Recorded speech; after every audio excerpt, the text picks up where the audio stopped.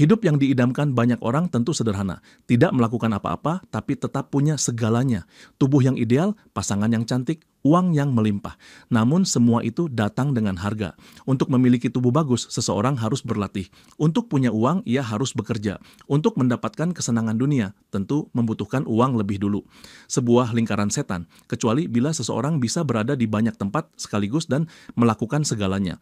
Atau justru sebenarnya ia tidak berada dimanapun, hanya duduk tenang, menikmati hasil jerih payah tanpa bergerak sedikit pun, termasuk dalam hal paling penting di masyarakat ini, dungeon. Namun hidup sang tokoh utama tidak selalu seperti itu. Ia dulu bahkan tidak punya cukup waktu untuk memenuhi semua kebutuhan. Belajar demi masa depan, bekerja demi membayar tagihan, juga menyempatkan diri untuk makan. Bagaimana caranya menjaga kesehatan, bagaimana menikmati hidup. Apalagi ketika dirinya hanyalah seorang gamer gemuk yang suka bersantai dengan game, ingin berwisata, hangout bersama teman-teman, dan tentu saja sesekali mencari sedikit aksi. Semua itu sulit diwujudkan, terutama karena ia hanyalah mahasiswa tahun kedua dengan tubuh bulat menggemaskan. Namanya John. Saat ini ia berada di tengah sebuah presentasi. Seorang hunter rank tinggi menyambut para peserta dalam program ke-10 acara kebangkitan, sebuah ajang di mana siapapun yang bersentuhan dengan mana bisa dipaksa untuk terbangkitkan. Disinilah bakat alami akan digali secara paksa, mirip dengan konsep kebangkitan dalam dunia solo leveling. Semakin kuat bakat seseorang, semakin indah pula kehidupannya. John dipanggil memasuki sebuah portal. Begitu masuk, ia dibawa ke sebuah bunker raksasa. Di sana sudah ada seorang gadis cantik yang membangkitkan kemampuan api luar biasa. Beberapa hunter pria segera mengerubunginya, berebut mengajaknya bergabung dengan guild mereka. Terlihat jelas siapa yang memiliki bakat besar akan langsung mendapat tawaran. Seseorang lalu menghampiri John, menanyakan kabarnya. John hanya menunduk meminta agar langsung diberitahu apa bakat yang muncul. Sang penguji membuka jendela status dan terkejut bakat John begitu payah. Namun ia tetap mencoba bersikap netral, menyebutkan bahwa yang penting adalah apa kemampuan yang muncul. Kemampuan itu ternyata adalah cloning tingkat 1, sebuah keahlian memanggil tiruan identik dari sang pemilik. Jumlah klon akan bertambah seiring kenaikan level, tetapi untuk saat ini hanya satu dengan jeda pemanggilan 24 jam. Klon selalu terhubung dengan tubuh asli. John langsung berpikir, mungkinkah kemampuan itu bermanfaat dalam kehidupan sehari-hari? Namun penguji menatapnya lesu. Ia menjelaskan kalau kemampuan cloning bukan hal baru. Biasanya klon hanya berupa bayangan hampa, tidak bisa berinteraksi dengan dunia nyata. John merasa tekniknya berbeda, namun penguji sekadar menghiburnya dengan nada merendahkan, menyebut setidaknya ia punya kemampuan, meski tetap terlihat seperti pecundang gemuk. Tiba-tiba seorang peserta lain berteriak, menantangnya untuk memamerkan skill di depan semua orang. John yang pemalu jelas tidak nyaman, apalagi harus menjelaskan sesuatu di depan banyak pasang mata. Ia memilih segera pergi setelah pemeriksaan singkat, di mana petugas menyatakan kemungkinan 73% ia bisa membangkitkan lebih banyak kemampuan di masa depan. Ia pun pulang dengan gelang Awaken di pergelangan tangan. Di apartemennya, John menatap monitor PC. Ia adalah seorang gamer nakal, pengguna program makro yang bisa menjalankan game secara otomatis untuk mendapatkan item lalu menjualnya demi uang nyata. Itu sumber penghasilannya. Tidak besar dan jelas bukan pekerjaan yang jujur. Parahnya, game tempat ia biasa mencari nafkah sudah hampir mati. Ia harus membuat program baru, sesuatu yang tidak mudah. Sambil berpikir, ia melirik gelangnya. Ia bergumam sendiri, bertekad mencoba kemampuan barunya. Mengatur konsentrasi, aura halus mulai terkumpul, ledakan kecil bergema. Dari perutnya muncul asap pekat, lalu perlahan tubuh tiruannya keluar, sama gemuknya, sama polosnya, bahkan tanpa sehelai benang pun menempel di tubuh. John tertegun. Klon itu membuka mata dan menyatakan dirinya sebagai tiruan. John mengulurkan tangan, menyentuh bahu gumpalan daging itu. Kulitnya nyata, terasa hangat. Ia menyuruh klon itu berpakaian, lalu memberi perintah sederhana. Berjongkok, klon menuruti. Berdiri, klon kembali mengikuti. Ia pun menguji dengan menyuruhnya jongkok dan berdiri ribuan kali. Klon berkeringat dan terengah, staminanya ternyata sama persis dengan tubuh asli John. Sebuah pesan masuk dari temannya menanyakan apakah ia sudah bangkit. John menjawab singkat, temannya langsung mengejek, yakin ia mendapat skill sampah. John membalas dengan kesal. Saat itu sebuah notifikasi muncul di pergelangan tangannya. Staminanya bertambah 0,001 tanpa ia melakukan apapun. Narasi lalu berpindah pada seorang tokoh besar, jumper George Lucas, seorang esreng legendaris, orang pertama yang berhasil menaklukkan Odin Tower Dungeon. Sekretarisnya melapor bahwa 80% populasi dunia telah bangkit. Sang jumper hanya menanyakan berapa lama hingga semua orang benar-benar terbangkitkan. Sekretaris menjawab, paling lama 5 tahun. Ia pun mengangguk menyadari masa itu akan segera tiba. Apakah itu berarti ketika semua orang terbangkitkan, sesuatu yang gila akan terjadi? Tidak ada yang tahu pasti. Namun George Lucas, si jumper, tampaknya sudah menyimpan jawaban. Sementara itu, sosok yang sedang berlari di taman kota bukanlah John, melainkan klon miliknya. Warga sekitar sudah terbiasa melihat bayangan pemuda itu. Seorang kakek yang duduk di bangku taman menggeleng mengomentari pemuda aneh yang berlari sampai matahari terbenam setiap hari. Seorang nenek bahkan sempat menawarkan sebotol air, tetapi klon hanya menatapnya datar lalu berlalu cepat. Di rumah John menimbang tubuhnya sendiri. Dalam sebulan ia sudah kehilangan 20 kg, padahal porsi makannya justru berlipat ganda.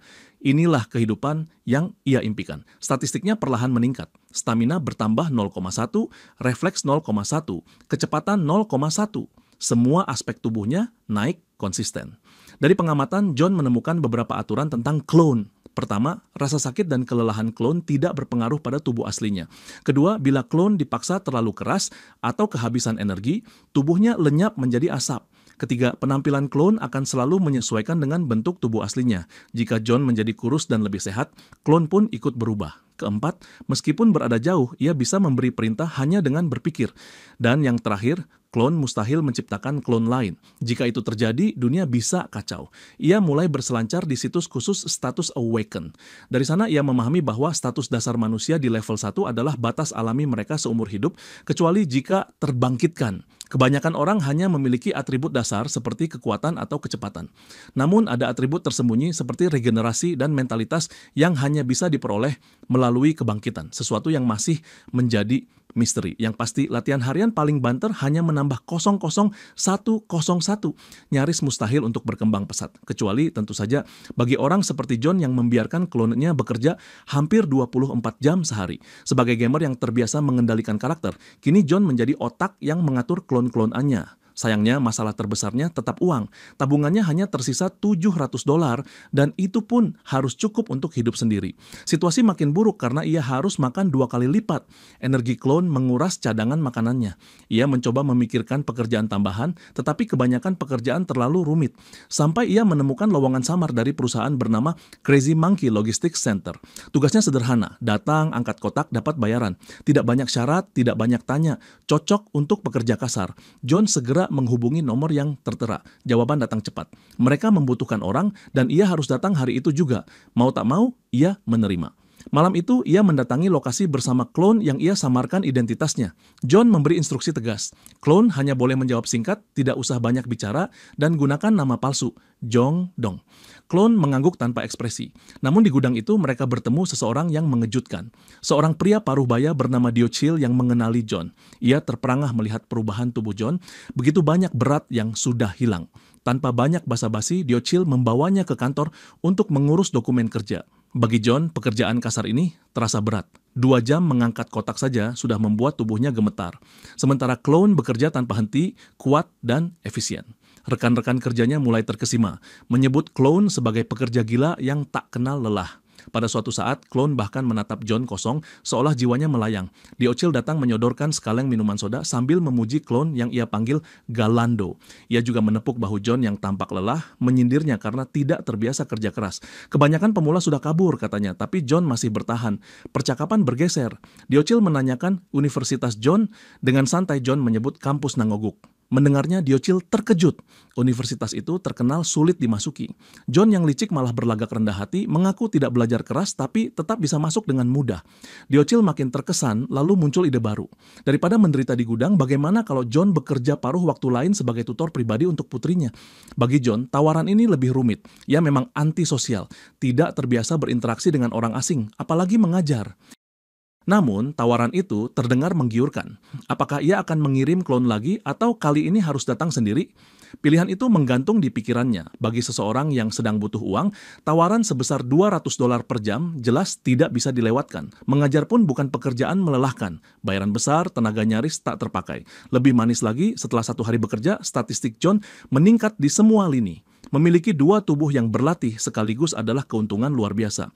Namun ada satu sisi buruk, klonenya adalah monster rakus. Keesokan paginya, John bangun dalam keadaan lelah total. Setelah sehari penuh bekerja, ia langsung memanggil klon yang ternyata masih terus beraktivitas sepanjang malam, seolah-olah ia sendiri sedang memperbudak tiruan itu. Klon yang ia panggil dengan nama Raymond muncul dengan tubuh lusuh. John memerintahkannya mandi dan berganti pakaian. Belum selesai, ia sudah menyodorkan jarum besar, menusukkannya perlahan ke lengan klon hingga darah menetes. Ia melakukannya karena menurut Forum Hunter, untuk membuka atribut regenerasi seseorang harus melukai diri lalu membiarkan tubuh sembuh alami.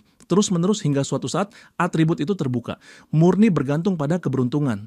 John yang bersikap seperti bos ketus pun memberi perintah sederhana. Makan, berlatih, bekerja, tak perlu melakukan apapun selain itu.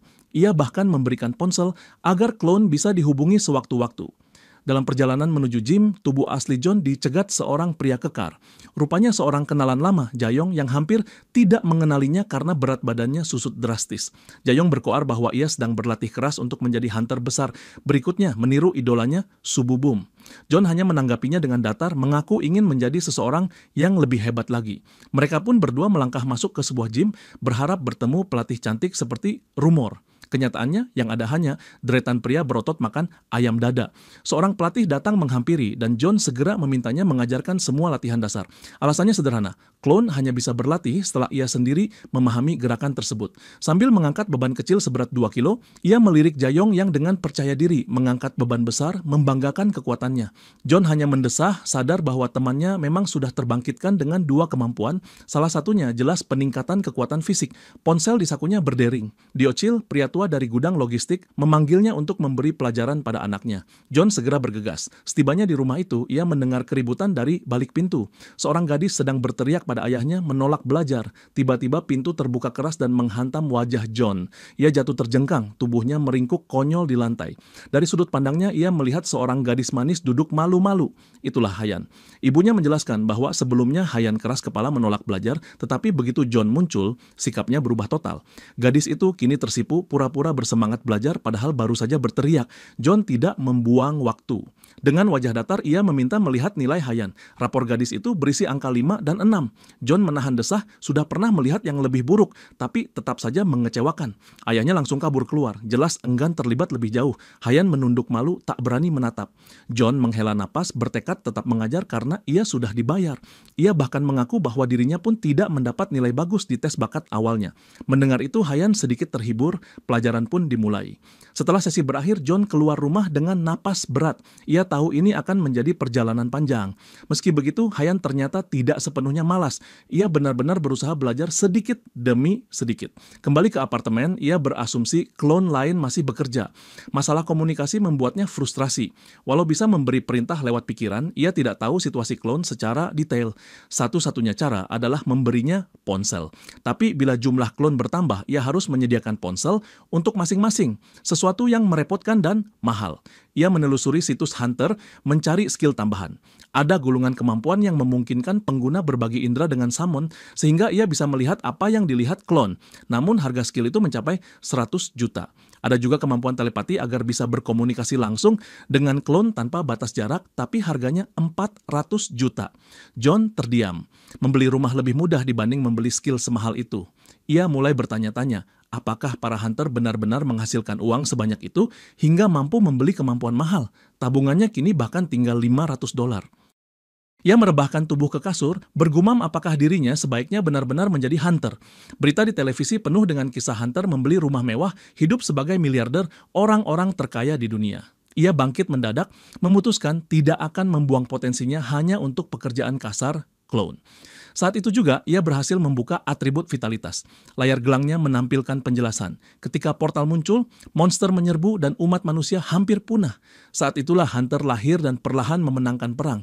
Kini dunia memang tampak aman. Tetapi John teringat kata-kata jumper George Lucas. Keselamatan itu mungkin tidak akan bertahan lama. Dengan tubuh yang lebih segar meski kurang tidur, John melangkah ke asosiasi Hunter untuk mendaftar. Hati berdebar oleh keputusan barunya.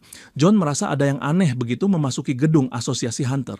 Di sekelilingnya, orang-orang lalu lalang dengan pakaian dan gaya aneh.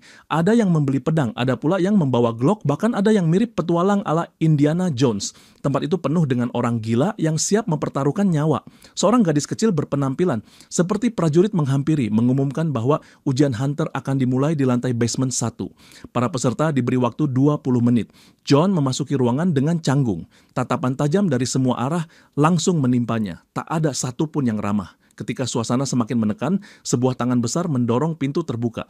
Sosok Hunter gagah memasuki ruangan. Dialah pengawas ujian. Dengan wibawa ia menjelaskan bahwa tes Hunter hanya terdiri dari 2 bagian, tes tertulis dan tes praktis. Tidak ada toleransi bagi para penyontek. Suasana itu membuat John teringat pada vibe ujian di Hunter x Hunter, penuh ketegangan.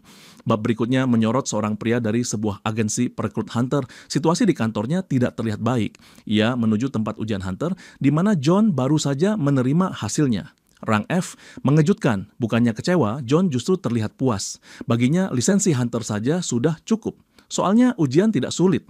Tes praktis hanya berupa menembak target dengan Glock dan menjawab beberapa pertanyaan. Hal yang terasa aneh bagi John adalah jika menjadi Hunter berarti mempertaruhkan hidup, mengapa ujiannya semudah itu? Seakan-akan pemerintah memang sengaja ingin semua orang menjadi Hunter. Begitu keluar, orang-orang dari agensi langsung mendekati peserta, menanyakan rang dan menawarkan pekerjaan. Namun tidak ada satupun yang mendekati John sampai seorang pria menghampirinya, menyalaminya, dan memberikan kartu nama. Dari JM Agency, CEO Kang Jumo. Lelaki itu hanya promosi, menawarkan akses dungeon, item, atau layanan dengan biaya tertentu. John mengucapkan terima kasih seadanya. Namun pada saat yang sama, gelangnya bergetar.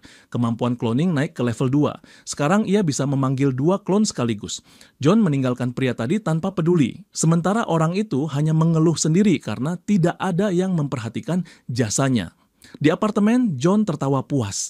2 klon sudah berdiri di hadapannya, ia sendiri seperti orang gila yang baru menemukan senjata pamungkas. Dengan kartu nama masih di tangannya, ia yakin kini ia benar-benar siap menjadi Hunter. Sementara itu, pria dari JM Agency kembali ke mobilnya, menghadapi tekanan dari dalam guild. Daftar barang dengan harga jual yang sangat rendah membuatnya resah. Item bernilai 5 juta, hanya dicatat 2.400. Jelas ada permainan kotor. Ketika ia mencoba mempertanyakan, seniornya hanya menegurnya untuk cepat belajar dan tidak banyak tanya. Saat ia tersiksa dengan masalah itu, ponselnya berdering. John yang menelepon memperkenalkan diri dengan nama Jenmo. Ia ingin menanyakan tempat berburu yang aman bagi pemula. Sang agen dengan sopan bertanya apa kemampuannya. Mendengar kata cloning, ia langsung meremehkan, mengira itu hanyalah ilusi tak berguna. Namun di depan John, ia tetap memuji dan menawarkan kontrak kerja sama. Ia merekomendasikan 2 lokasi berburu. Pertama, area slime, dihuni makhluk lemah yang hanya mengeluarkan gas dan cairan beracun. Berisiko rendah, tetapi memerlukan perlengkapan khusus yang tidak bisa dipakai lama. Kedua, wilayah kelinci bertanduk, salah satu zona dengan penghalang keamanan. Tempat itu relatif aman untuk pemula. John membaca kontrak sekilas lalu menyetujuinya. Agen itu puas menanyakan pilihan John, namun sebelum ia sempat menjawab, seorang pria lain menyela. Situasi menjadi membingungkan, bahkan bagi John sendiri. Pria itu menatap klon John penuh curiga, awalnya mengira mereka adalah sepasang kembar identik. Namun setelah melihat klon memeriksa kontrak, meneguk kopi, dan bahkan berbicara lancar, ia terperangah. Ia pernah melihat kemampuan cloning sebelumnya, tapi hanya berupa bayangan aura yang bisa ditembus monster. Klon semacam itu tidak nyata, hanya alat pengalih perhatian. Apa yang ia saksikan sekarang sama sekali berbeda. Klon John nyata, dapat berinteraksi bahkan bereaksi layaknya manusia. John tertawa kecil dan mengakui bahwa sosok di sampingnya memang klon. Ia bahkan menyebut ada klon lain yang sedang berlatih di gym. Orang itu semakin kaget ketika mendengar bahwa jika klon berlatih, statistik John juga meningkat. Ia bergumam dalam hati. Skill ini tidak pantas dimiliki seorang hunter rang F biasa. Anak ini punya potensi luar biasa. John tidak mau membuang waktu. Ia langsung mengajukan pertanyaan pada agen yang menanganinya. Apakah akan menjadi masalah bila dirinya berburu di beberapa tempat sekaligus? Pertanyaan itu membuatnya sedikit canggung, tetapi agen terlihat antusias.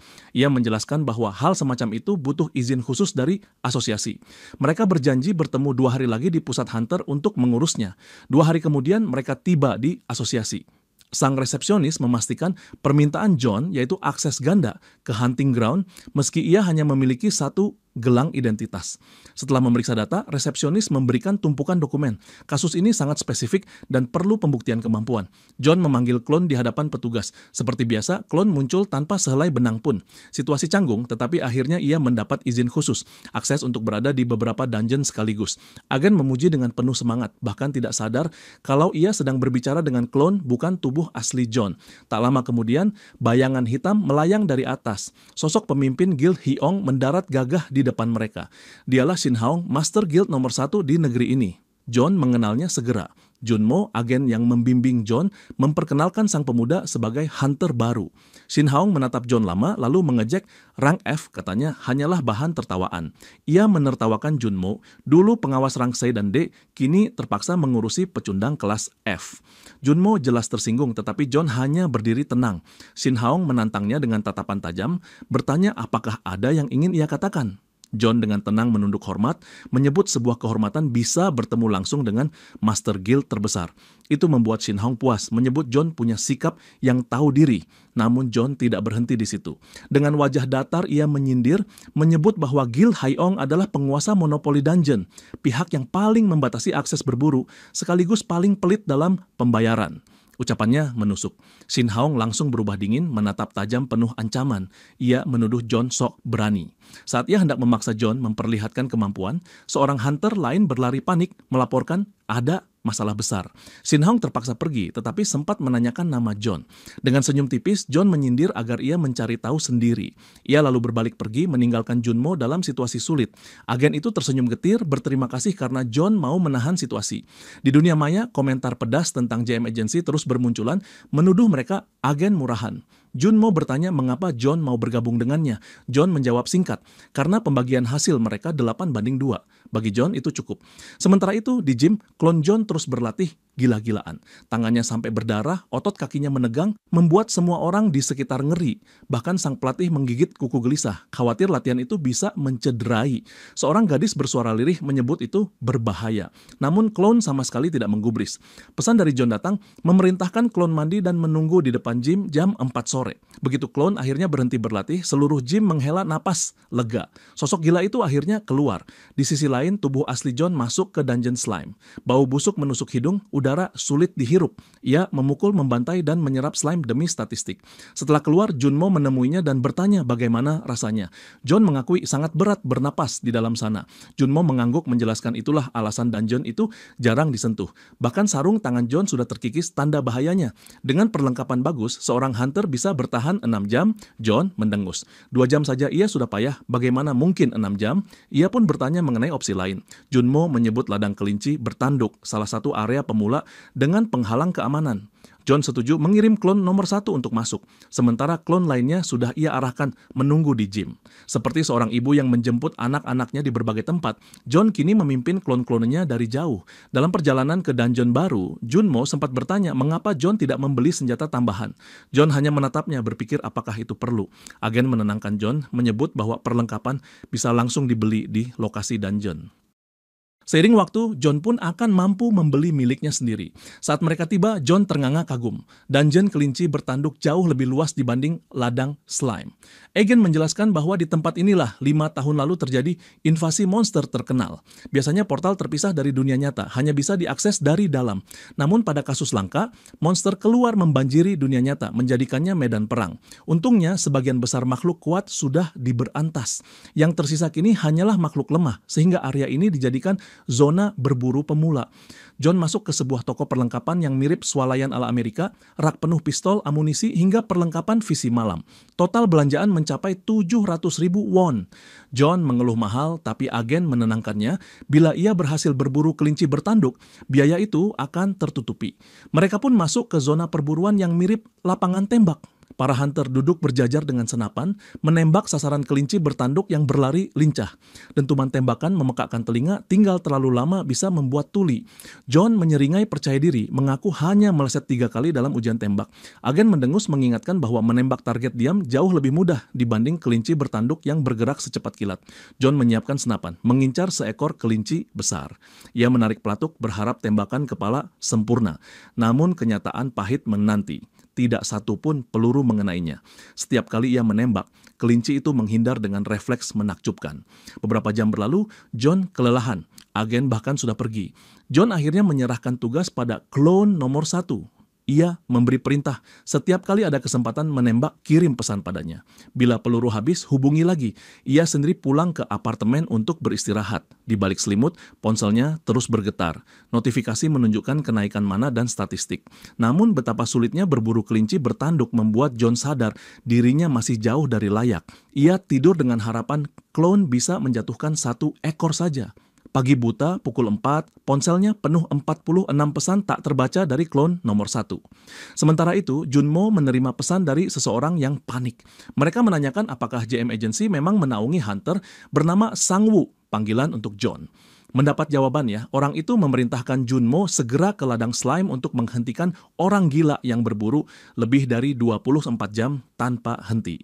Junmo melongo lalu bergegas ke lokasi. John terbangun dari tidur nyenyak melihat puluhan pesan yang membanjiri layar. Klon nomor 1 kehabisan peluru sejak lama. Saat ia sampai di ladang slime, pemandangan mengejutkan menantinya.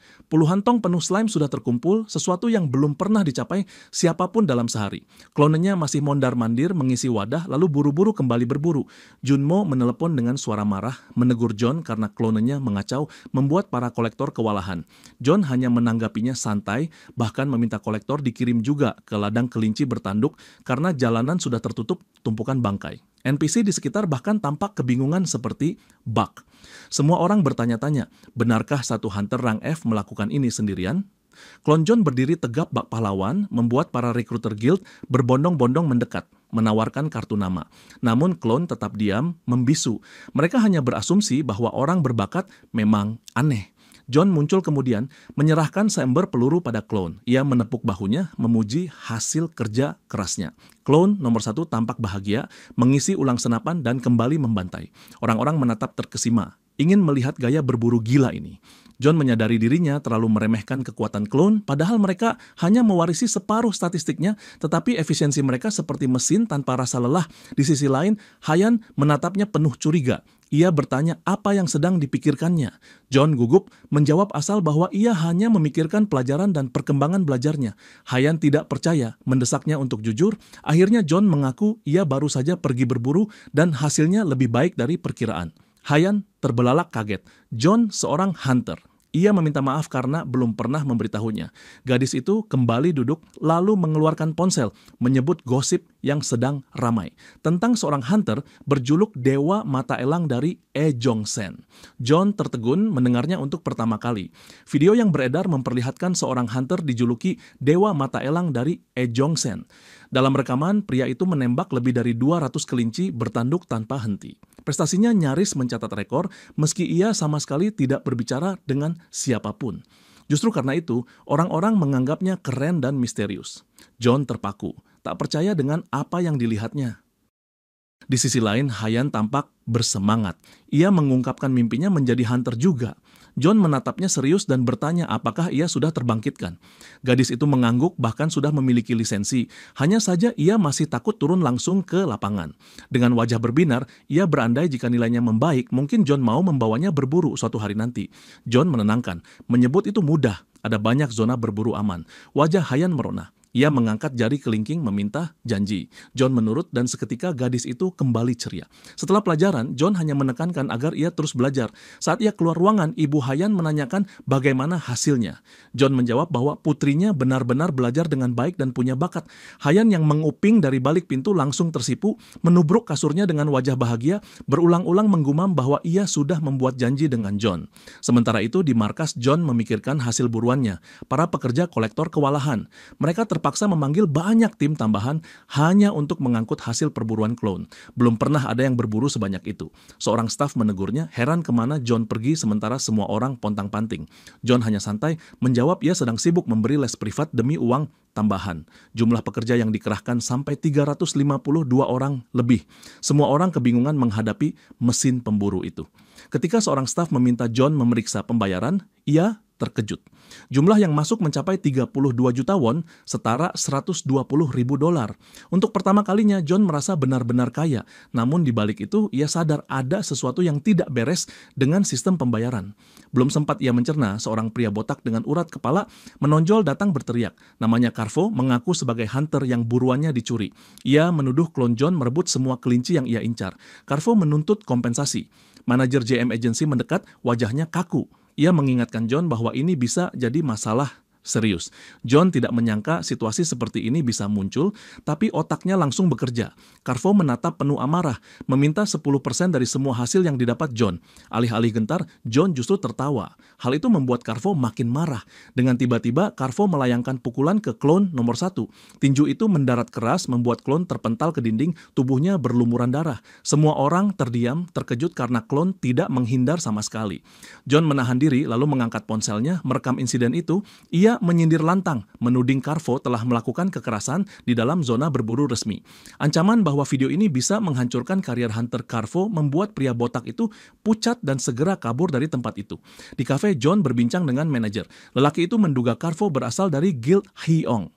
John terkejut, tak menyangka orang serendah itu ada di guild besar. Manajer menjelaskan bahwa guild besar memang menampung semua tipe orang.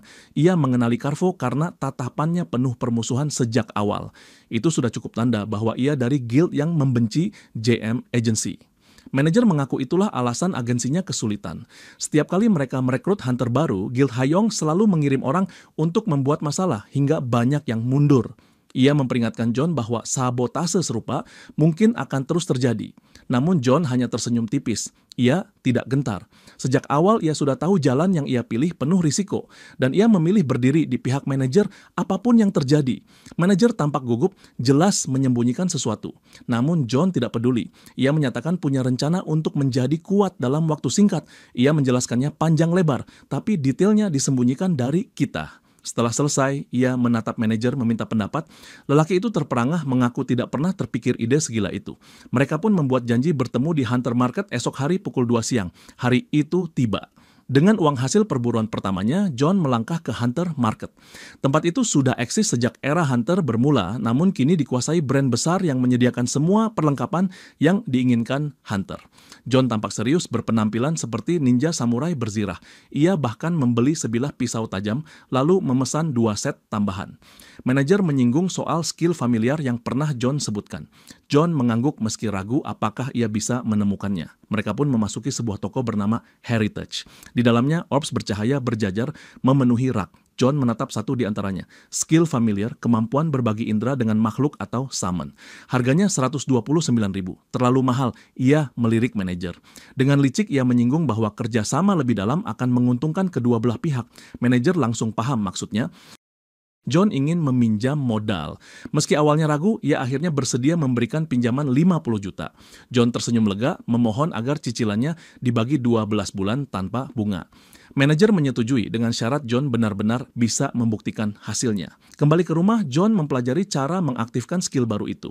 Ternyata sederhana, cukup menyentuh orb sambil menyalakan tombol khusus dan skill pun aktif.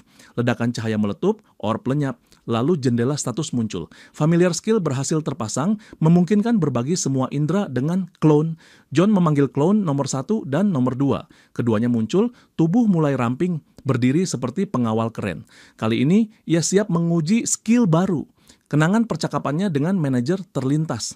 Manajer sempat heran bagaimana klon bisa membantai ratusan kelinci, sementara John sendiri gagal menembak satu pun.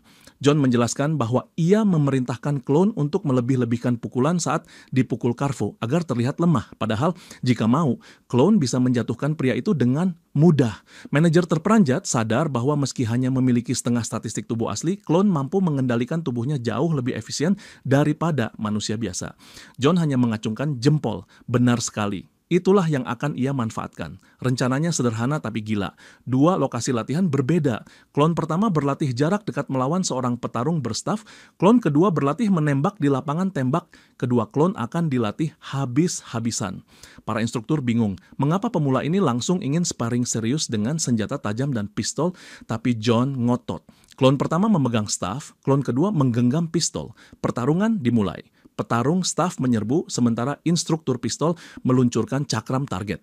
Pukulan keras mengenai tangan klon pertama membuat senjata terlepas, sementara klon kedua menghancurkan target di udara dengan tembakan presisi. Orang-orang melongo, tapi klon tetap tenang. Inilah alasan John butuh skill familiar. Dengan skill itu, ia bisa merasakan setiap detik latihan klon, jarak tempur, sudut serangan, aliran otot, keseimbangan tubuh, hingga pernapasan. Dari klon penembak, ia merasakan bidikan, hentakan senjata, dan cara mengendalikan recoil. Semua pengalaman itu mengalir ke tubuhnya. Meski rasa lelah klon ikut terbagi, manfaatnya luar biasa. Untuk pertama kali, John benar-benar bisa merasakan tubuhnya sendiri bergerak seefisien klon. Ia menatap tangannya dengan takjub, merasakan tekanan udara dari ayunan staf, bau mesiu, hingga getaran tembakan. Sensasi itu begitu nyata. Sebuah jendela pop-up muncul di depannya. Peningkatan kekuatan dan kecepatan reaksi terpampang di jendela status. John menghela napas panjang, memutuskan hari itu akan ia gunakan penuh untuk latihan tempur dan menembak. Ia menyambungkan dirinya ke klon nomor 1 dan mengaktifkan skill familiar. Seketika penglihatannya berganti, ia kini melihat dari mata klon yang sedang berhadapan langsung dengan pelatih utama. Orang-orang di sekitar bergumam heran. Seorang pemula baru datang, tapi sudah langsung sparring dengan pelatih terkuat. Serangan keras meluncur, 2 ayunan staf menghantam udara. Klon menghindar gesit, lalu menatap balik sebelum melancarkan serangan samping yang tak terduga. Pelatih terkejut. Serangan yang barusan ia gunakan justru ditiru mentah-mentah oleh klon. Ia mencoba mengayun lagi, tapi klon melompat ke samping dan menusukkan ujung staf lurus ke arah bahu. Seandainya bukan sparring, serangan itu bisa melukai serius. Pelatih jatuh, tubuhnya terpuntir, asap tipis mengepul dari gesekan senjata. Klon hampir saja menyelesaikan serangan penutup, namun rupanya itu bagian dari jebakan. Dengan gerakan berkilau bak ninja, pelatih berbalik, menghantam tangan klon hingga senjatanya terlempar. John hanya mendesah, mengingatkan dirinya bahwa lawan ini pelatih utama, jelas tidak bisa diremehkan. Rasa sakit dari pukulan itu bahkan ikut mengalir ke tubuhnya. Pelatih menyeringai, menantang apakah ia masih mau lanjut. Klon nomor 1 tidak ragu. Ia kembali meniru gerakan lawan, melompat dan menyerang dari belakang dengan presisi. Pelatih mendengus kagum karena teknik yang sulit itu bisa ditiru secepat itu. Mereka kembali berhadapan, semangat sparring memanas. John beralih pada klon nomor 2 untuk latihan menembak. Target berterbangan, dentuman memenuhi lapangan. Seorang hunter lain bersorak sombong, mengira dialah yang sukses menembak sempurna. Padahal itu klon nomor 2 yang menghancurkan semua target dengan bidikan bersih. John hanya mengabaikan, fokus menyerap setiap detail lewat skill familiar. Ia merasakan bidikan, hentakan recoil, bahkan tarikan napas yang menjaga kestabilan. Setiap sensasi mengalir ke tubuhnya. Namun semakin lama, tubuh aslinya makin lelah. Perpindahan antara klon 1 dan 2 membuat kepalanya berputar. Ia duduk di bangku, mencoba memahami alasan kelelahan itu. Saat berada dalam tubuh klon, ia menyadari sesuatu. Klon tidak mengenal rasa takut, tidak ada keraguan dalam gerakan mereka. Mereka hanya melakukan tanpa ragu, tanpa berpikir berlebihan. Pikirannya buyar ketika langkah ringan mendekat. Hayan muncul di hadapannya. Gadis itu tersenyum, menyapanya, mengatakan ia baru pulang belajar dari perpustakaan. John menatapnya ragu. Nilai rapor penuh angka 6, tapi mengaku belajar larut malam. Kebohongan itu meluncur terlalu mulus. Dari sudut jalan, beberapa pria berwajah mencurigakan mengawasi. Di antaranya, John mengenali sosok botak. Vinny Baldi, hunter yang kelinci buruannya direbut klon John. Sekilas-kilas balik, terlihat Baldi dimarahi keras oleh atasannya di Guild Hyong. Video insiden sebelumnya menjadi ancaman bagi posisinya. Jika sampai bocor, karirnya tamat. Kini Baldi datang dengan emosi tak terkendali. Ia membawa beberapa orang. Hayan kebingungan bertanya siapa mereka. John tetap tenang memanggil klon nomor 1 dan nomor 2 berdiri di sisinya. Salah satu pria mendekat menanyakan dengan nada sinis apakah benar John punya video yang merekam kebodohan Baldi. Ia menuntut agar video itu dihapus. Jika dihapus, mereka berjanji akan pergi dengan damai. John memandang mereka datar lalu bertanya, apa jaminannya kalau setelah video dihapus, mereka benar-benar membiarkannya pergi? Wajah pria itu berubah kesal, senyum licik terukir di bibirnya. Ia menunduk mendekat, berkata dengan nada dingin. John bukan orang bodoh, ia pasti tahu tidak ada jalan keluar semudah itu. Harga yang harus ia bayar jauh lebih berat. Wajah John mengeras. Dengan nada serius, ia menyuruh Hayan menunggu waktu yang tepat untuk lari. Namun dirinya tak gentar. Ia mengangkat kedua tangan, bersiap ke posisi bertarung. Dalam hati ia berkata akan menghajar habis-habisan siapapun yang berani mengganggunya. Tarzan berotot dan Vinny Baldi menerjang bersamaan. Tinju beterbangan.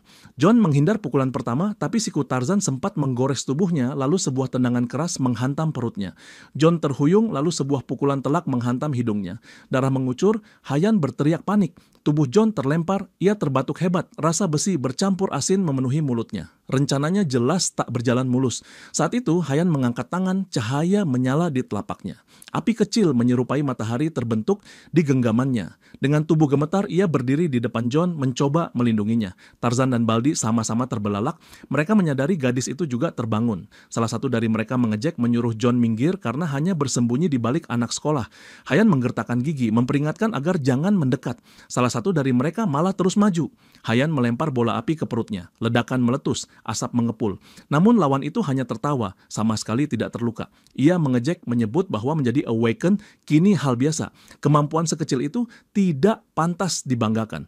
Tangan besarnya sudah terangkat, siap menampar Hayan, namun John melangkah maju, menahan pukulan itu dengan tubuhnya sendiri. Ia menatap tajam dan membalas dengan pukulan kanan bersih ke rahang lawan. Suara dentuman keras menggema membuat tangan lawan bergetar. Hayan menatapnya dengan kagum. Lawan itu terhuyung, asap tipis keluar dari tubuhnya, tapi ia segera menyerang lagi. John bersiap menahan sampai klon datang. Baldi maju. John fokus mencoba mengingat semua pergerakan klon nomor 1. Ia menajamkan mata, membaca bahu lawan, mengantisipasi arah pukulan. Tubuhnya bergerak mengikuti alur pinggang dan kaki, lalu bam, pukulan telak mendarat ke rahang. Namun Tarzan kembali menyerbu. John sadar tak mungkin menghindar semua. Mereka terlibat baku hantam brutal, tinju bertukar. John menerima pukulan, namun juga membalas. Seorang anak buah lawan yang menonton terbelalak, kaget pemuda itu ternyata bisa bertarung. Namun rasa sakit semakin menumpuk. John limbung. Ia sadar lawannya punya atribut kekuatan. Tarzan menerjang lagi, tubuhnya bagaikan mamut. Sebuah pukulan besar mengarah ke rahang John. Ia terhuyung, hampir tumbang. Tarzan kembali mencoba menangkapnya. John menyelinap ke bawah, lalu melepaskan serangan balasan. Rahang Tarzan kena hantam, tubuhnya jatuh terguling. Tapi sesuatu aneh terjadi. Wajah Tarzan menghitam, urat-urat kepalanya menonjol. Ototnya menegang, tubuhnya kaku bak robot. Baldi mencengkeram kaki John, sementara Tarzan meraih bahunya. Tak ada jalan menghindar. Pukulan telak menghantam perut John, membuat isi perutnya seakan terangkat ke tenggorokan.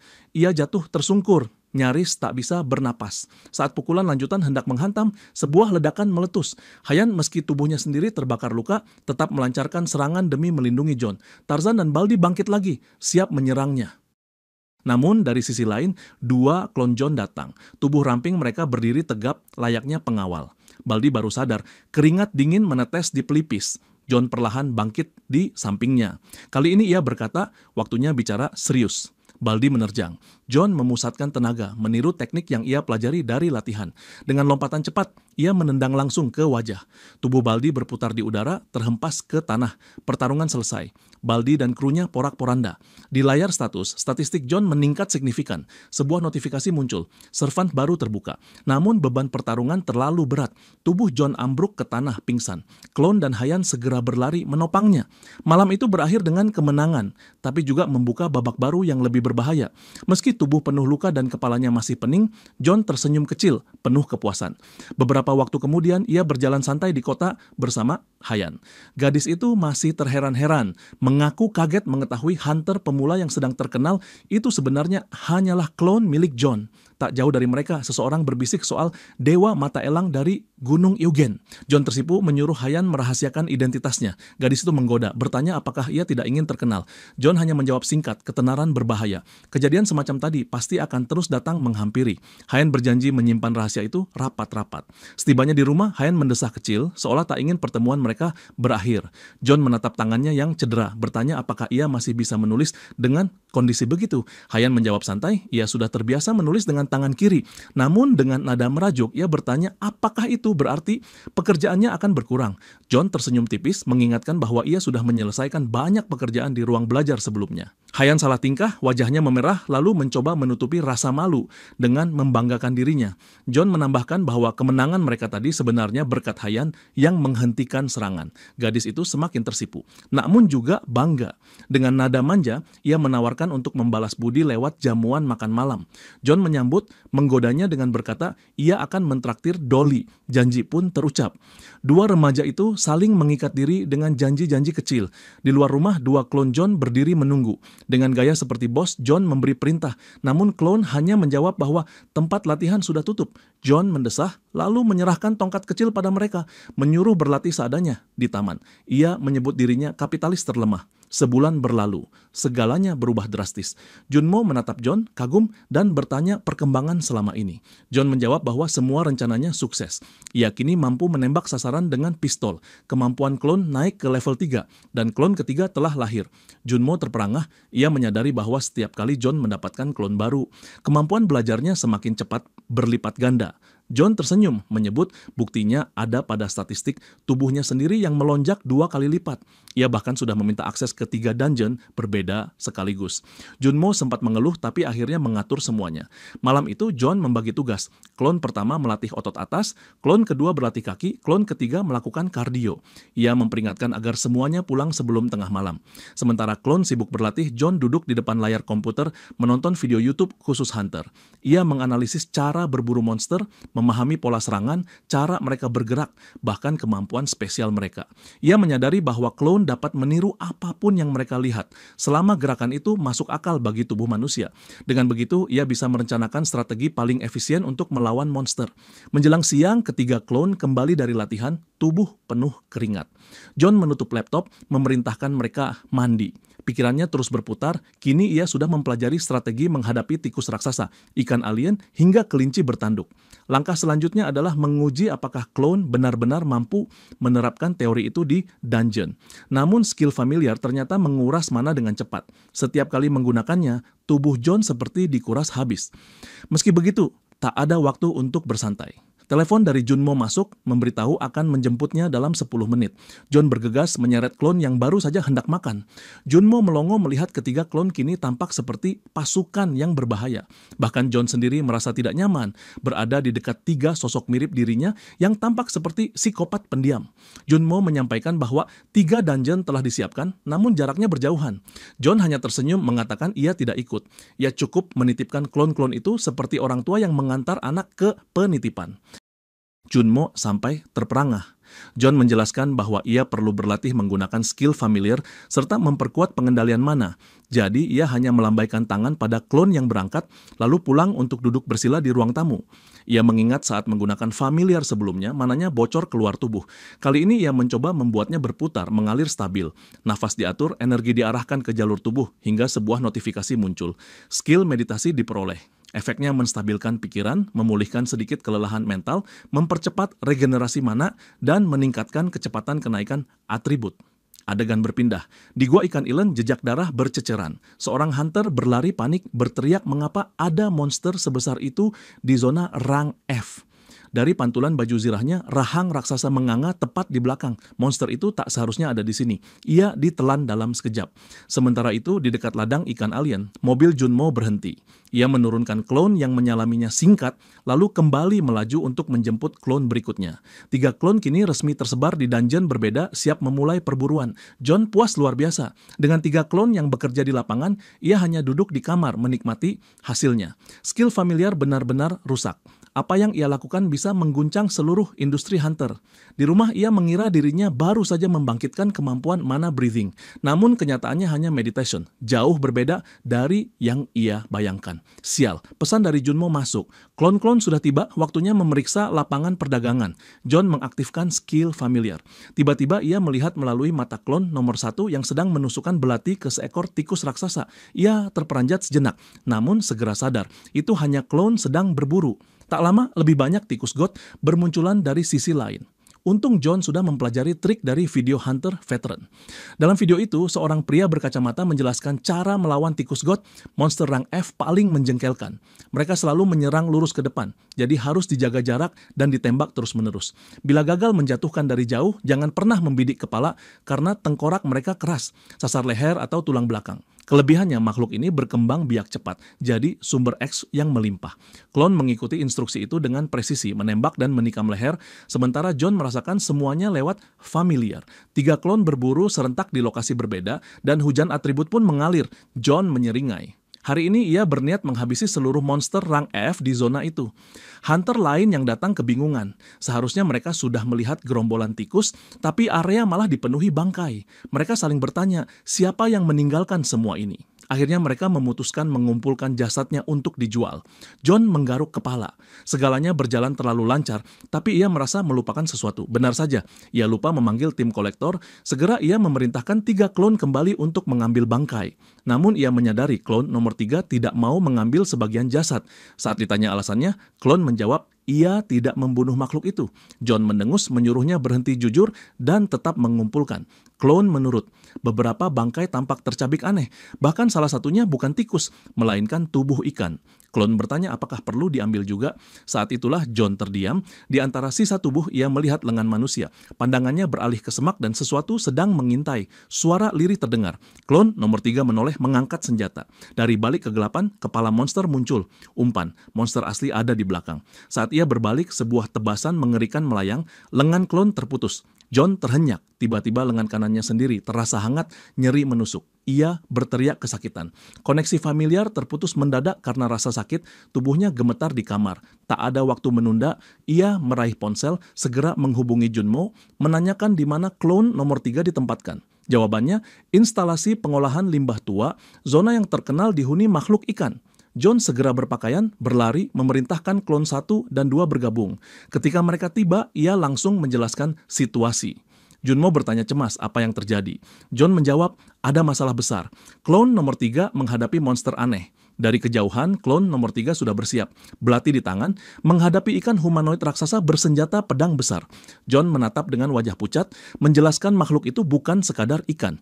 Ia punya tangan dan kaki seperti manusia. Junmo kaget setengah mati. Itu bukan monster kelas F atau E, melainkan fisherman, makhluk dirang. Bahkan bila semua hunter rank E bergabung, mereka tetap tak akan mampu. Ia segera berseru harus menghubungi pihak berwenang. Namun, John menahannya. Jangan dulu. Batasi akses hunter lain. Biarkan klon-klon miliknya masuk. Junmo menoleh bingung. Kenapa? John hanya menggaruk tengkuk, tersenyum masam. Mereka tidak bisa hanya duduk menunggu. Setidaknya, ia harus masuk portal lebih dulu. Ia melangkah mantap menuju portal, menoleh sebentar, memerintahkan Junmo menjaga agar tidak ada orang lain yang masuk. Junmo sempat berkata ia takkan ikut campur. Namun John menambahkan bahwa kali ini bukan 1, melainkan 2 klon yang masuk berburu. Mereka diarahkan ke dungeon nelayan, tepat di area di mana klon nomor 3 sebelumnya tewas. Dari kejauhan, John melalui kesadaran klon melihat sosok raksasa berbentuk ikan sedang melahap sesuatu. Apakah itu sisa-sisa nomor 3? John merasa beruntung menemukannya lebih dulu. Dengan tubuh asli ia lemah, tapi melalui klon ia bisa mencoba serangan kejutan. Walau klon hanya punya separuh statistiknya, lawan sedang lengah. Ia mengincar kepala monster itu, menembakkan peluru tepat di ubun-ubun. Namun kulit monster berkilau seperti emas. Peluru memantul tanpa bekas. Wajah sang fisherman berubah beringas. Ia meraung, tubuhnya melompat, hampir meremukkan klon. Namun klon sempat menghindar, menebas dengan pisau ke arah sirip telinganya. Lagi-lagi sia-sia, seakan tubuh monster terbuat dari baja.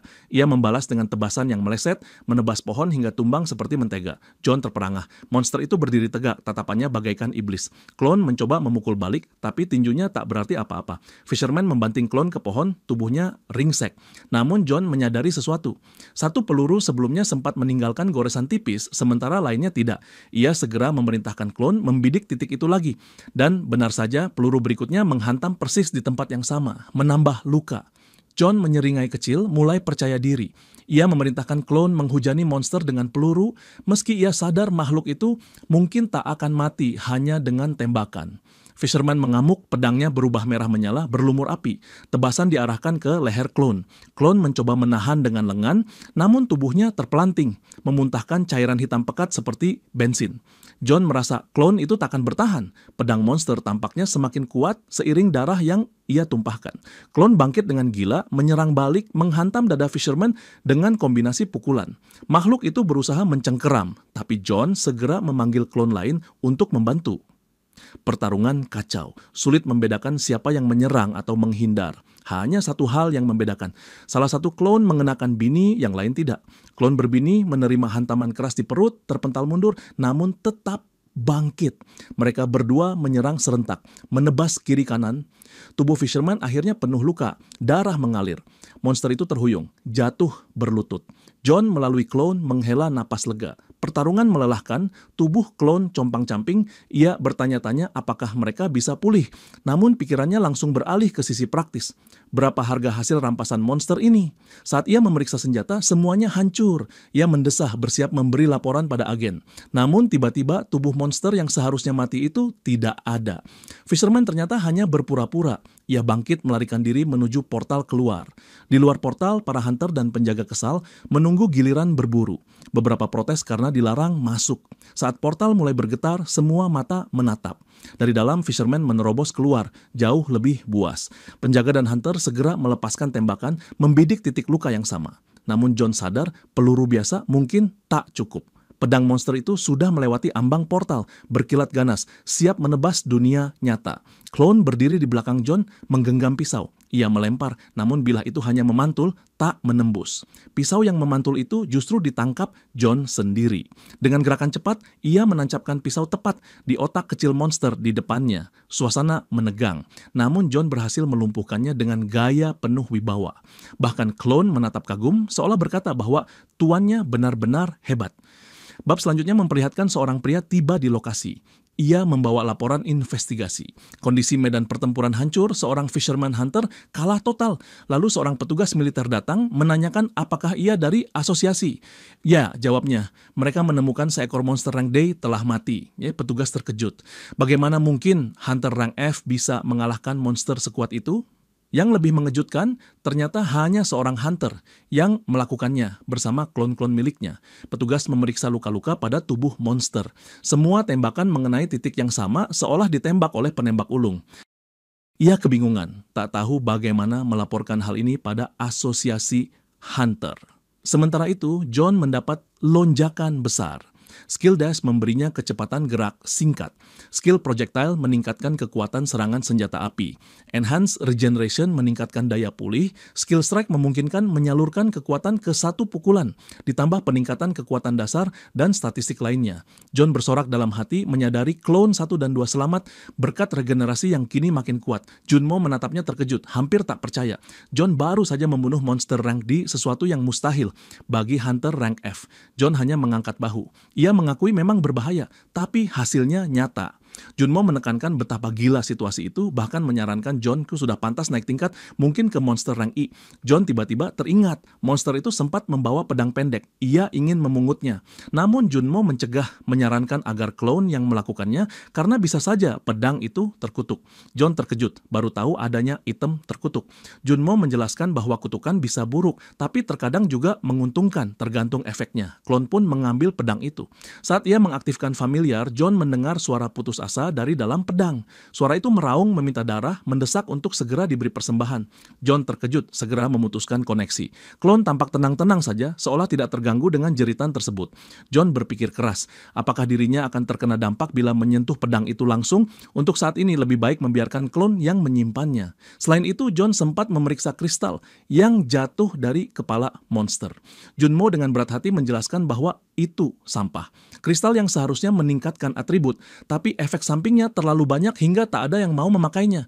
John kecewa meski sempat berharap itu item langka. Sepulangnya John kembali ke rumah. Klon-klonnya babak belur penuh perban. Ia segera memanggil klon nomor 3 menugaskannya mengenakan armor seadanya dan kembali berlatih. John duduk menatap pedang dan kristal hasil buruannya. Melalui internet hunter ia menemukan deskripsi. Kristal itu bisa diserap dengan aktivasi mana, meningkatkan kekuatan permanen 0,05. Namun peringatan tertera jelas bila digunakan pada manusia akan mengubah penggunanya menjadi monster.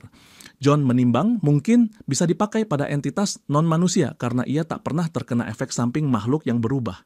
Namun membayangkan dirinya berjalan dengan kepala naga sambil ditembaki orang, ia mengurungkan niat. Untuk saat ini, kristal ia simpan. Pedang terkutuk tetap di tangan klon. Regenerasi statistiknya terus meningkat berkat kerusakan yang dialami klon sebelumnya. John mengatur sesi meditasi bertiga dengan klon-klonomnya, melatih tubuh dan pikiran secara bersamaan. Semua itu ia jalani hingga pagi saat ia harus berangkat kuliah. Ironisnya, di tengah kekayaannya yang melonjak, John masih berstatus mahasiswa. Seolah hidup lamanya belum benar-benar ia tinggalkan. Ternyata alasan John bisa berada di rumah bukan karena bolos, melainkan libur kuliah. Ia memeriksa statistiknya. yang terus naik tanpa henti.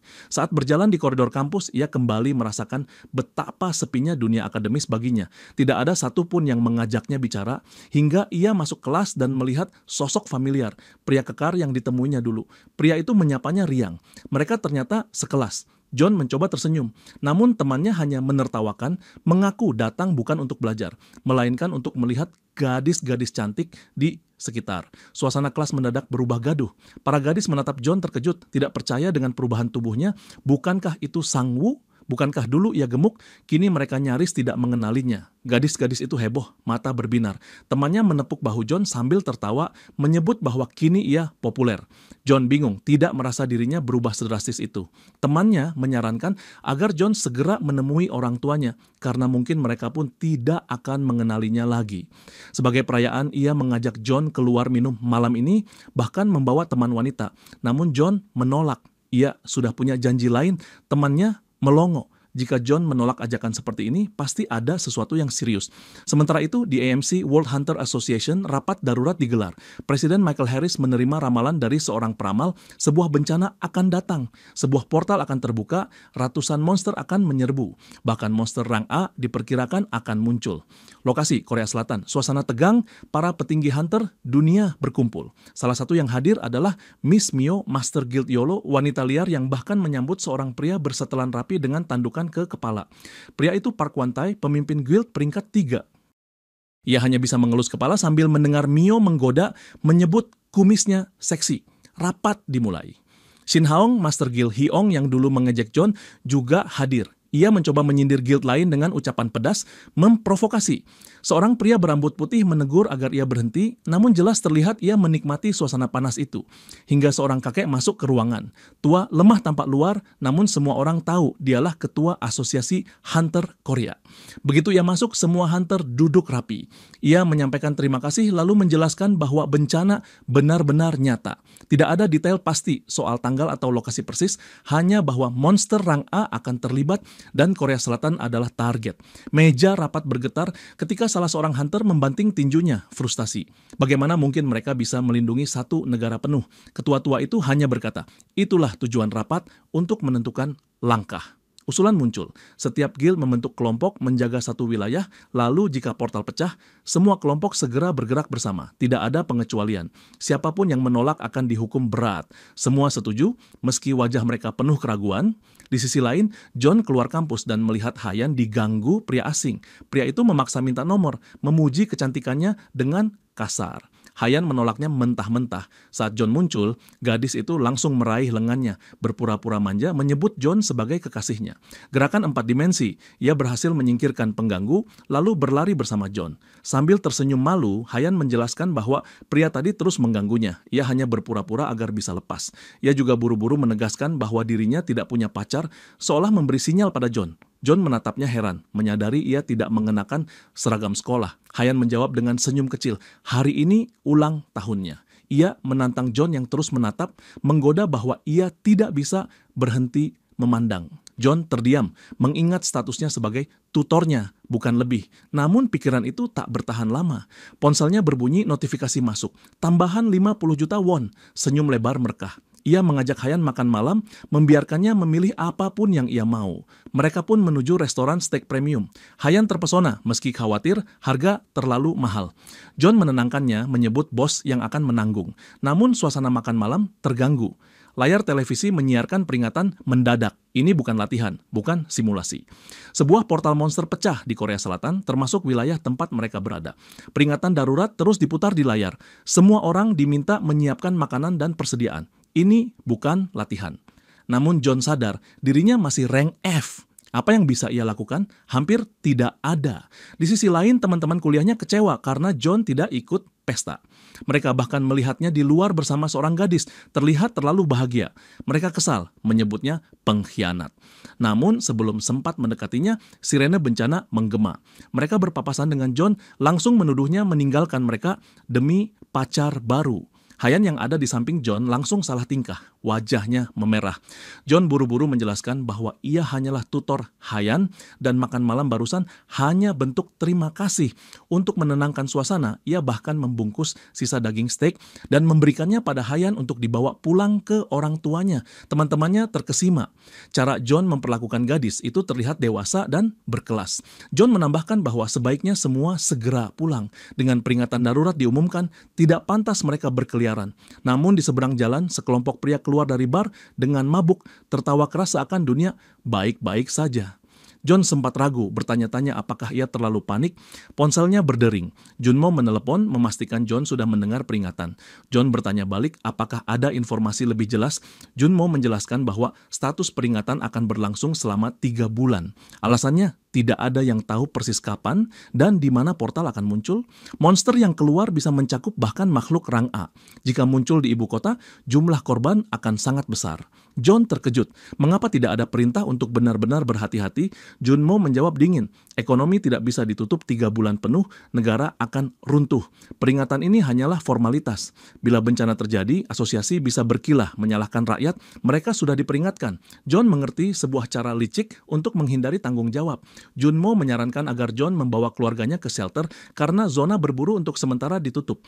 John segera memeriksa kondisi klon. Klon 1 melapor baik-baik saja, sementara klon 2 mengatakan dirinya bak-bak belur, nyaris mati. Melihat cooldown sudah selesai, John memutuskan untuk menyegarkan summon. Klon lama ia bubarkan, lalu memanggil klon nomor 3.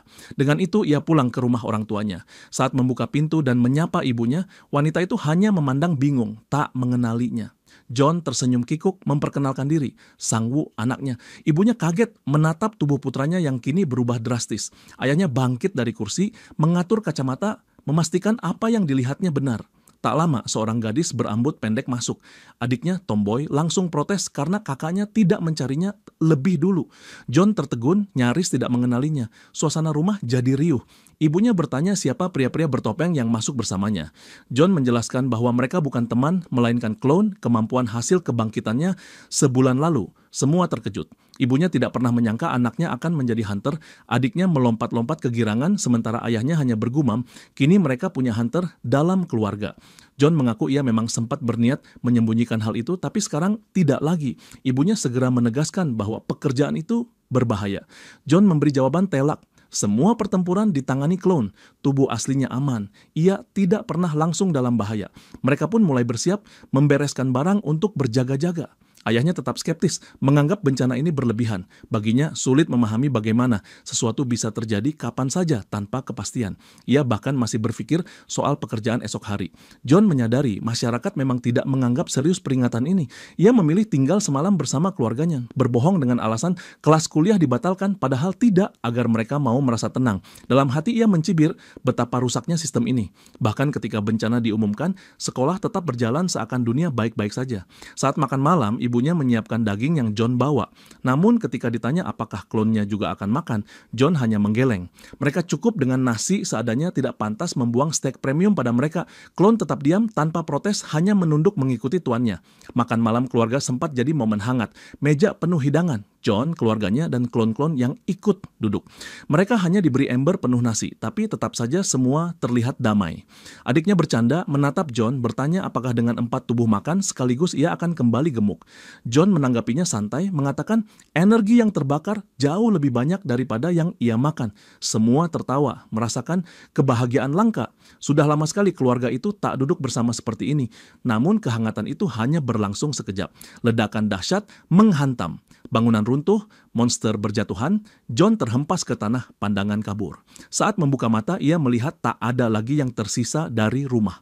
Portal raksasa telah terbuka di langit, menurunkan makhluk-makhluk mengerikan. Bukan monster kecil, melainkan naga.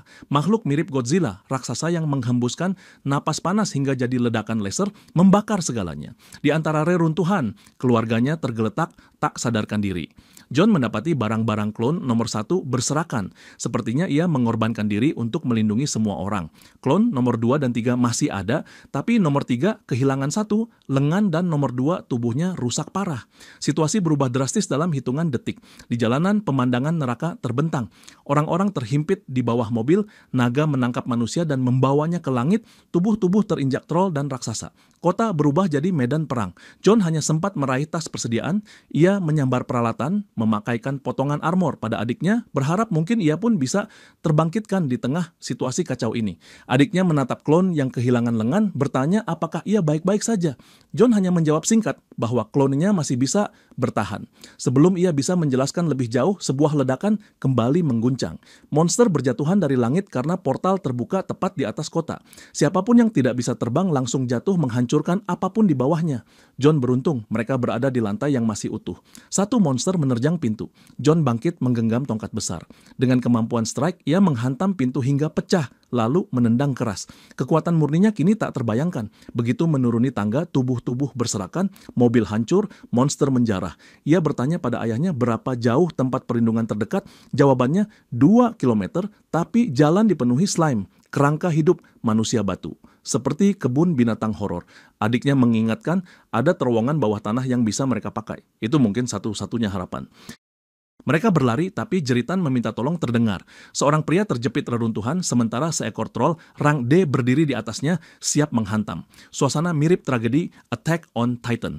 Ayah John memohon agar ia tetap rasional. Mereka harus bergerak, menyelamatkan keluarga sendiri. Namun suara pria yang menangis memanggil ibunya terus menusuk hati John. Detak jantungnya berpacu. Ia memerintahkan keluarganya turun ke bawah dan mengunci pintu. Klon nomor 3 menjaga mereka. Klon nomor 2 akan ikut bersamanya. Adiknya berteriak menyebut John gila, mempertaruhkan keluarga hanya untuk orang asing. Namun John sudah bulat. Ia seorang hunter, dan seorang hunter tidak mundur di depan monster. Ia meraih tongkat, menyerbu troll, menusuk tepat ke mata raksasa itu. Ia memerintahkan klon nomor 2 mengevakuasi pria yang terjepit. Tugas mereka adalah membunuh monster. Troll menggeram, mengangkat gada raksasa. John menghadapinya senjata kayu di tangan. Duel klub, tapi monster jelas lebih unggul. Lebih mengerikan lagi, troll itu mengulangi kata-kata John seolah punya kecerdasan. Klon nomor 2 berjuang mengangkat batu yang menimpa pria itu. Dengan susah payah, ia berhasil membebaskannya. Pria itu nyaris tidak bisa berdiri, tapi masih hidup. Klon segera menariknya pergi. Sementara itu, John dan Troll saling berhadapan, ia tahu waktunya sedikit. Ia meraih kristal terkutuk, batu iblis yang ia simpan. Tidak ada waktu untuk ragu. Ia memberikannya pada klon nomor 2. Klon itu menelannya, tubuhnya bergetar, lalu meledak dalam transformasi. Dalam sekejap, ia berubah menjadi makhluk monster. John terperangah. Ia tidak menyangka efeknya begitu cepat. Tubuh John kini berwarna merah, aura iblis mengelilinginya, pedang terkutuk tergenggam erat. Ia sempat menoleh pada klon yang berdiri di sampingnya, menanyakan apakah ia masih berada di pihaknya. Klon menjawab tegas, tentu saja. Monster raksasa di depannya tampak bingung. Apakah sosok di hadapannya manusia atau monster? Namun John justru merasakan lonjakan kekuatan. Statistiknya meningkat pesat, dan yang terpenting, tidak ada efek samping padanya. Pertarungan 1 lawan 1 pun dimulai melawan Trollzilla. Makhluk itu menyeret gada raksasanya di tanah, bersiap melempar batu sebesar rumah. John menunduk menghindar, beberapa puing berterbangan. Lengan besar monster itu terayun, pedangnya membelah udara, siap mengiris John seperti mentega. Klon terlempar keras, tubuhnya remuk. Trollzilla menyerang lagi. John bukannya mundur, justru maju berani. Setidaknya gerakan monster ini lebih lambat daripada ikan humanoid yang pernah ia lawan. Ia meninju wajah troll, hantaman keras membuat kepala makhluk itu terhuyung. Namun monster segera beregenerasi, tangannya pulih lalu membalas dengan hantaman brutal yang melempar tubuh John. Kesulitan utama jelas, kemampuan regenerasi monster. Berpikir cepat, John memberi perintah. Klon nomor 2 menyayat otot kaki monster, membuatnya jatuh berlutut. John menusuk kedua mata dengan presisi, sementara klon lain menebas kaki satunya. Trollzilla terjatuh dengan tubuh melintir, mengeluarkan erangan pilu. Apakah monster bisa menangis ketakutan? John tak memberi ampun. Dengan skill strike, ia menghantam tengkorak monster itu hingga remuk. Tubuhnya terengah, tangannya nyaris patah karena efek samping skill tersebut. Sistem menampilkan jendela pop-up penuh statistik baru yang ia peroleh. Meski tubuhnya babak belur, hasilnya luar biasa. Ia berdiri teringat sesuatu. Sudah waktunya menemukan adiknya. Namun belum sempat mencari, ledakan lain mengguncang. Portal baru terbuka. Gelombang monster mengalir keluar. Kota berubah jadi neraka. Pesawat tempur berputar di langit. Pasukan militer berdatangan. Seekor makhluk sebesar Godzilla mengamuk meratakan gedung-gedung. Torpedo menghantam kepalanya, ternyata bukan senjata, melainkan sihir api tingkat tinggi dari Guild Red Flame. Para hunter rang tinggi berhamburan, haus akan gaji besar yang bisa mereka kantongi hanya dari sekali pertempuran. Pertempuran pecah di segala penjuru. Di langit, kapal tempur terbuka menurunkan pasukan elit. Di antaranya Park Wan-tai, pemimpin guild peringkat 3. Dengan percaya diri, ia memimpin serangan. Tank-tank berat sudah siap. Peluru dan sihir menghujani monster. Untuk pertama kalinya, manusia benar-benar memadukan teknologi modern dengan kekuatan hunter. Namun kekacauan tetap merajalela. Korban berjatuhan, beberapa orang bersedih, beberapa lainnya justru tersenyum gila di tengah kematian. John menatapnya muak, menyadari sebagian orang memang tidak lebih dari sampah. Dalam kepanikan, John menemukan para penyintas yang terkepung. Bersama klonnya, ia melindungi mereka. Park Wan-tai memperhatikan dari jauh, terkesan dengan keberanian hunter rang F itu. Namun jumlah musuh terlalu banyak. John memerintahkan klon nomor 2 menjaga bagian belakang, sementara ia sendiri mengawal para penyintas. Goblin berhamburan, peluru beterbangan. Skill-skillnya tak bisa banyak digunakan, strike sebelumnya menguras habis energinya. Seekor ayam raksasa berwarna hitam muncul, paruhnya mengeluarkan semburan api. John menjerit, menyuruh klon menahan serangan dengan tubuhnya. Klon menubruk ke depan, tubuhnya terbakar, tapi berhasil menahan serangan. Monster itu bersiap menyerang lagi, namun tiba-tiba tubuhnya remuk dihantam sesuatu dari langit. Seekor harimau raksasa menerkamnya. John menatap terbelalak. Apakah ini mungkin Park Wan-tai? Tubuhnya jatuh ke tanah, kelelahan. Saat ia membuka mata, sosok gagah berdiri di hadapannya. Yasu, si legenda, berdiri angkuh, pedang di tangannya nyaris tidak bergerak. Namun kepala monster di depan mereka terbelah begitu saja. John ternganga. Siapa pria ini? Dengan gaya tenang, ia hanya menoleh, memastikan semua orang baik-baik saja. Kepala monster jatuh, debu beterbangan. Park Wan-tai berdiri di sana, sosok nyata yang kekuatannya melebihi segala rumor.